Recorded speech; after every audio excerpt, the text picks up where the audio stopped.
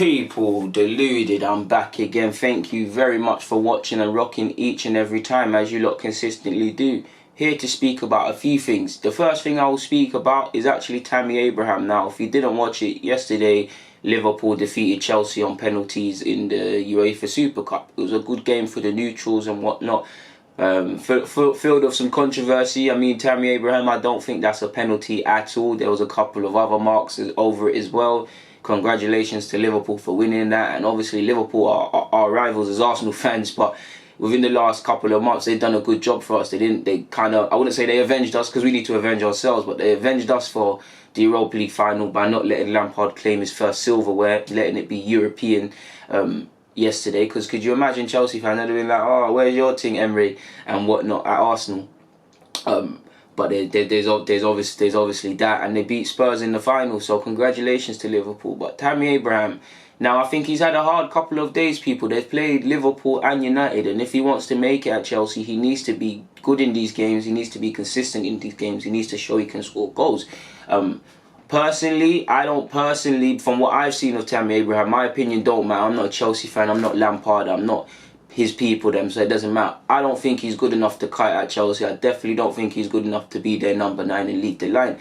That's my opinion. You lot know me, I'll always change my opinions and whatnot, and if he shows it, I'll eat my humble pie and whatnot. I just don't think he's got the technical ability, and I just don't think currently he's a bit too raw and not ready. And right now he's a championship striker. He will bag goals for fun if he's played in the Championship, Premier League, the Swansea loan. He was young.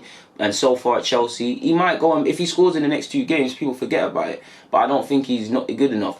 But what I will give him, people, is I feel sorry for him, man. I feel sorry for him. I really feel so. Of course, when he missed the penalty, I was bantering my Chelsea fan friends and saying, Nketiah would never, my strikers can't do this. Is this who you gave number 9 to? But away from that, I feel it for him, man, because he's a young man. I don't know if he supported Chelsea growing up, but what I do know is he's been there for a number of years. He's badly wanted to make it there. He's been given the number 9 shirt. He had a shocker, admittedly, against United. And anyways, he should have scored the penalty or had a more convincing penalty against Liverpool. And it can happen. Away from that incident, he obviously missed a sitter like against United. No one will talk about how he earned the penalty for Jorginho to get them back in the game, whether it is a penalty or not. This is what's going to happen. And you just got to see some of the comments on social media by fans. And I feel sorry for him, man. I hope he gets through it, because you don't know me, away from bants, I don't like to see players suffering, and he has to go through this if he's going to be a professional footballer, especially at a top club. There's going to be question marks in regards to your credentials. Can you do it at this level?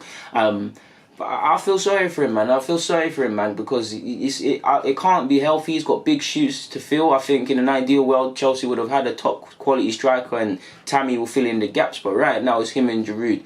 Giroud has the experience. He scored yesterday. Clearly, neither player is really and truly, people, if we cut the crap, good enough for Chelsea to move forward with long term. So there's a lot of pressure on a young lad who is still developing, people. Where, yeah, he scored a bag of goals in the Championship, but can he cut it, the mustard in the Prem? On previous evidence, I can't say yes or no. Well, I can't say no. I can't say yes, sorry. So it's a no.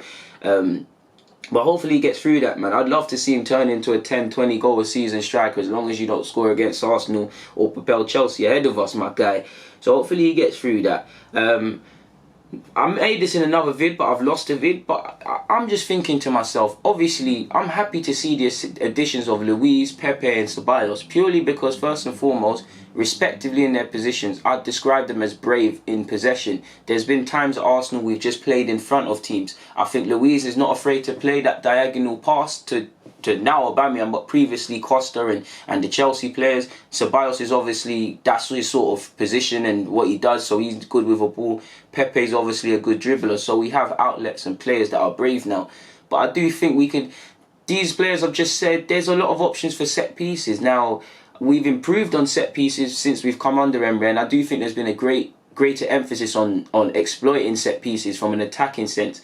And I think we've got some good options. Of course, you want Luiz to defend first and whatnot. But Luiz has a free kick on him. You lot remember the Thunderbolt, potentially could we bring that out at free kicks? Xhaka is primarily over set pieces, and we should keep a lot of that. Lacazette can take free kicks. Pepe can take free kicks. So I'm just saying, I think there's more options for Emre potentially to play around with how we take set pieces. I'm not saying everyone must strike at goal, but potentially, you know what I'm saying, different routines, different sort of keep them guessing sort of thing. So I'm keen to see us put even more emphasis on exploiting them set pieces with them sort of options there, people. But that's just me.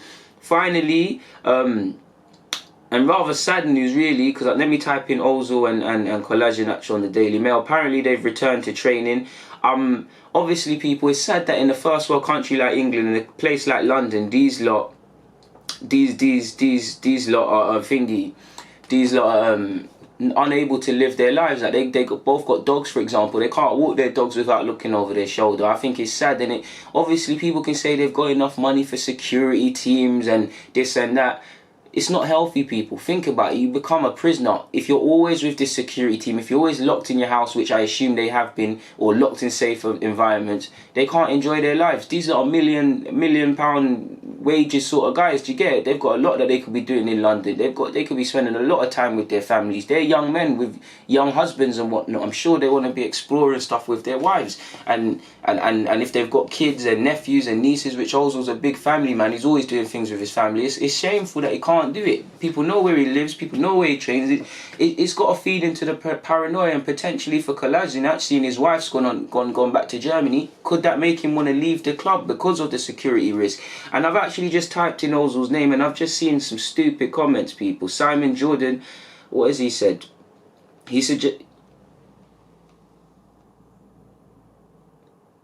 there's a balance between what the club can do and what people of immense wealth can do for themselves. If you're getting paid 17.5 million a year as Ozil, then you can protect yourself and provide your own security. I'm not entirely sure it's the responsibility of your employers. We don't live in an ideal world. We live in a world that is flawed and people take advantage.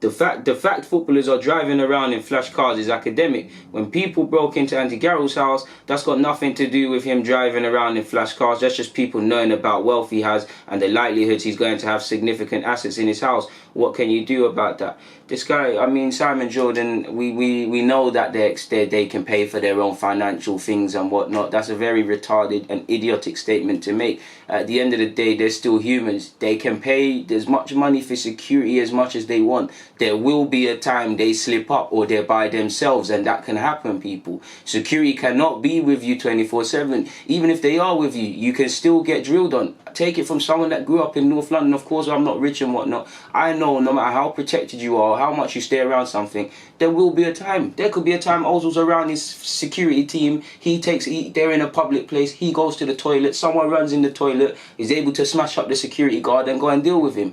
Obviously, he can pay for stuff, and Ozil and Kolasinac, specifically Ozil, have done. They've got a security team as well as the authorities. But clearly, it's a deeper issue than we'll all know. We've heard rumours of it being a gang sort of feud. Not that Ozil and Kolasinac are involved, but certain people want to rob Ozil, certain people want to protect Ozil, and all of these sort of things. I think that's a very retarded statement to have, people. That's a very silly comment. That's like saying all of these politicians and previously people, more so politicians in America, that sadly been assassinated. That's like saying because they were important people, nothing could happen to them, which they were, which I assume at the time they were highly paid. I'm assuming at the time they were highly protected, but there is a time you will slip. I'm not saying people are going to assassinate Mesut Ozil and Kolasinac, so don't get me mixed up. I'm just saying, do you know how stupid it implies to just because you got money you can be protected at all times? Because all it takes is one time, people. Ozil could come outside and answer the Amazon package and then someone bangs him in his face. There's something deeper to it. For me, in the first world country, the fact that these footballers are unable to express themselves and just simply go to training week in, week out, and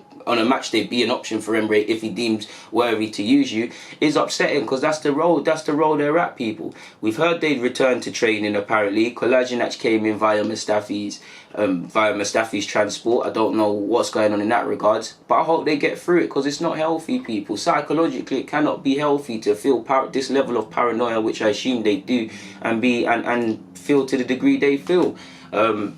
So I was initially meant to go and find a comment of, well, exactly their status of coming back, and you lot can do that yourself. But I've come across Simon Jordan on Talksport, and I think that's a very retarded statement to suggest you're rich yourself. Do you think I assume you're rich yourself. Do you think you can be protected at all times? Sure, you can be away from certain things in a certain area, but there will be a certain window where if someone wanted to, they can hit you up. You can't, unless you put yourselves in a glass house or a glass box, you can't be protected all the time, people. It don't matter how much or how little money you own, people.